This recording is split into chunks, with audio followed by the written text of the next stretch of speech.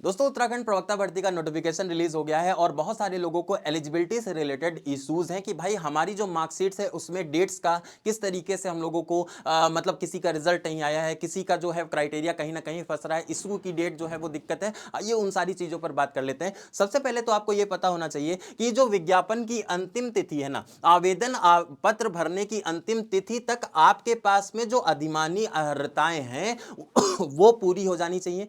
अगर आपके पास में किसी भी एग्जामिनेशन किसी भी सब्जेक्ट से आप अप्लाई कर रहे हैं तो उस सब्जेक्ट में आपके पास में एमए होना चाहिए, पहली चीज। दूसरी चीज ये है कि आपको उसी सब्जेक्ट में बीएड भी आपका कवर होना चाहिए, बीएड भी आपका होना चाहिए, एमए और बीएड अगर आपके पास में है। और अंतिम तिथि 20 जनवरी 2026 मतलब विज्ञापन की अंतिम तिथि तक अगर आपके पास ये दोनों अर्हताएं हो गई हैं तब आप इसमें आसानी से अप्लाई कर पाएंगे। तो बिल्कुल भी आपको परेशान नहीं होना है। अगर आपका आवेदन उसी प्रकार से आपका यहां पर जो आवेदन है मतलब आप लोगों का जो आवेदन की जो तिथि है 20 जनवरी तक, अगर आपने एमए पास कर लिया है और बीएड पास कर लिया, दोनों का रिजल्ट आ गया है, तो आप आसानी से इसमें अप्लाई कर सकते हैं। कोई भी किसी भी प्रकार की कोई दिक्कत नहीं है। मार्कशीट में इशू डेट जो है वो इससे पहले की होनी चाहिए, ये आपको ध्यान रखना है। ये एक इंपॉर्टेंट है। रिजल्ट आपका 20 जनवरी 2026 के पहले आ जाना चाहिए।